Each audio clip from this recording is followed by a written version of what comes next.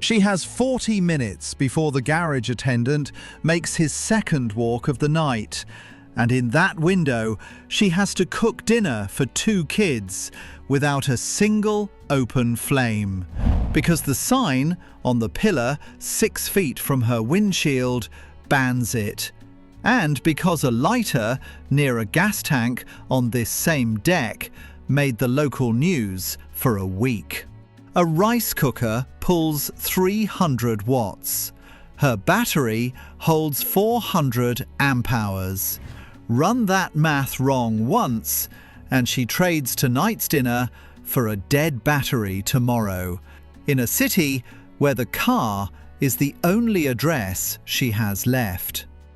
This isn't the picture of homelessness you get from a bus window. No cardboard sign, no shopping cart.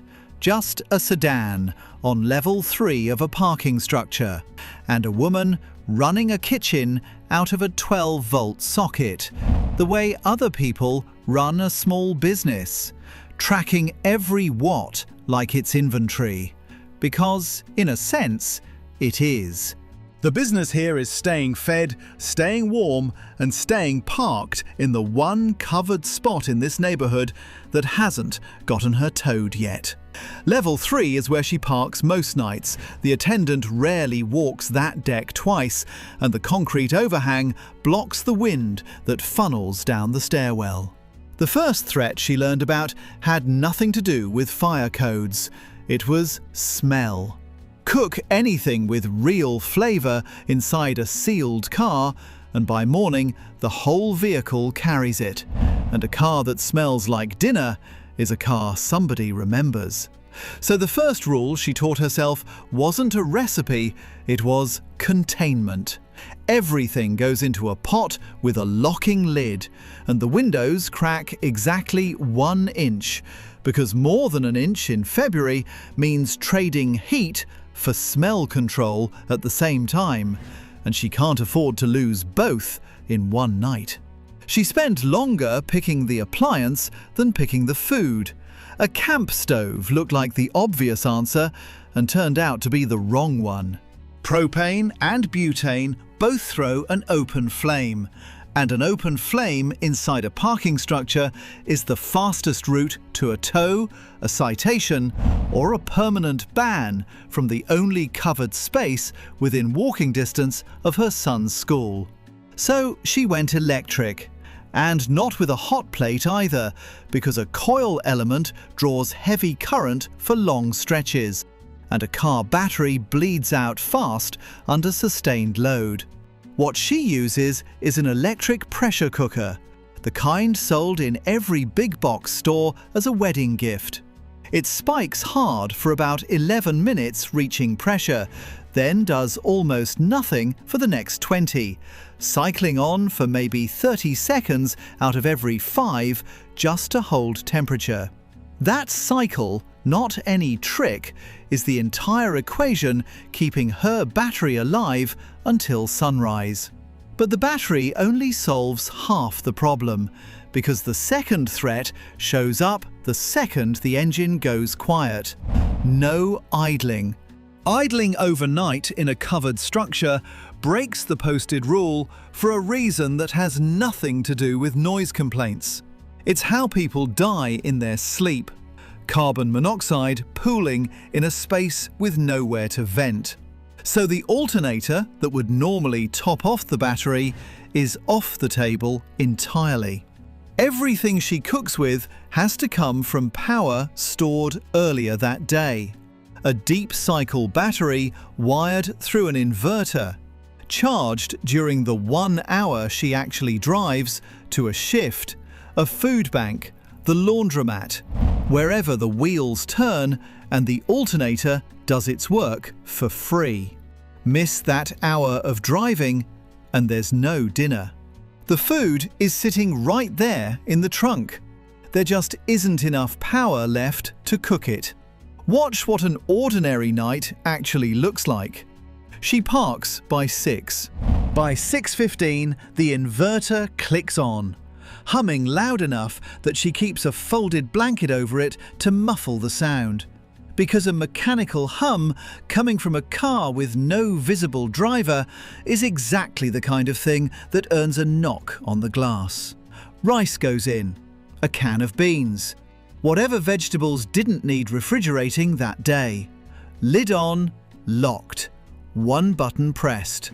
For 11 minutes, she keeps the radio off and watches the dashboard voltage instead, because that number is the only warning she gets before the battery drops low enough to strand the car until a jump comes from somewhere. Here's where the math gets meaner than dinner. Say the pot finishes and everything goes the way it's supposed to. That's the good night.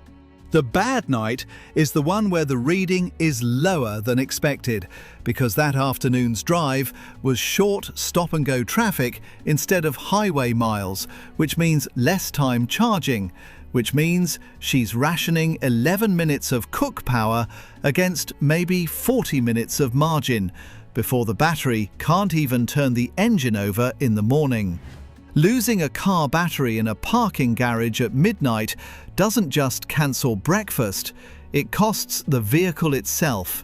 And losing the vehicle means losing the one address she can give a school office or a caseworker, which restarts a shelter wait list that in most cities runs for months for a family of 3.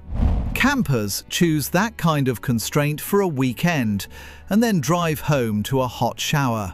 She never chose any of it. Every piece of the routine, the pot, the blanket muffling the inverter, the exact minute the cooking starts, exists because one failure doesn't just ruin a meal. It can end the entire fragile arrangement, keeping her and 2 kids off that wait list for one more day. There's a threat under all of it that has nothing to do with electricity at all. Sound and light both carry further inside a concrete garage than they do outside, because the whole structure works like one long echo chamber. A dropped lid rings off 6 pillars at once. A phone screen lighting a face at 10 at night reads, to anyone walking a nearby row, as a person clearly living somewhere they were never supposed to sleep.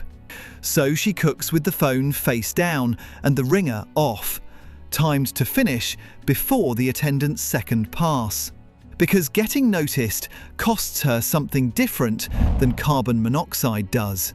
It costs her the one covered, relatively safe spot in a part of town she's learned, the hard way, is not always safe at all.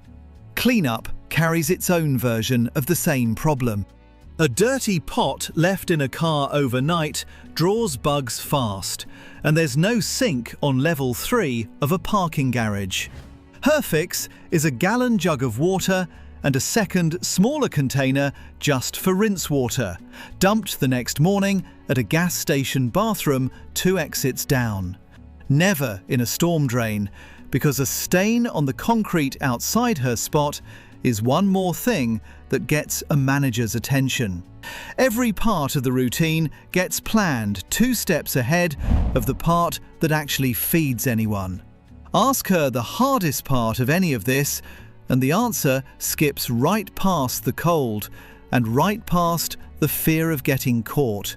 The hardest part is the 11 minutes, standing perfectly still behind the wheel while a sealed pot she can't see inside builds pressure she can't hear.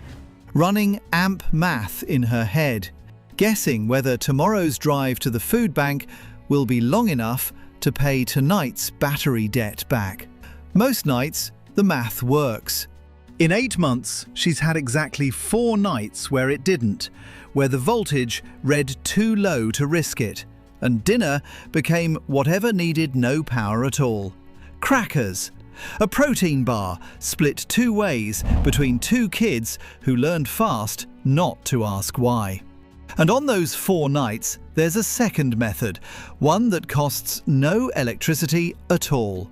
She learned it from another woman 2 rows over, back before that woman moved on to a shelter bed that finally opened up. After a longer drive, the engine block stays warm for close to an hour, sometimes longer in summer. A sealed, already cooked meal wedged flat against the block under the hood will reheat off residual engine heat. Nothing plugged in, nothing lit, nothing the sign on the pillar was ever written to stop. Because that sign was written for a stove nobody parked on that deck even owns anymore. It's slower than the pot, and it only works on a day she's driven somewhere first. But on the 4 nights the numbers didn't add up, it was the difference between a warm meal and a cold one. What actually gets her through has nothing to do with a hack.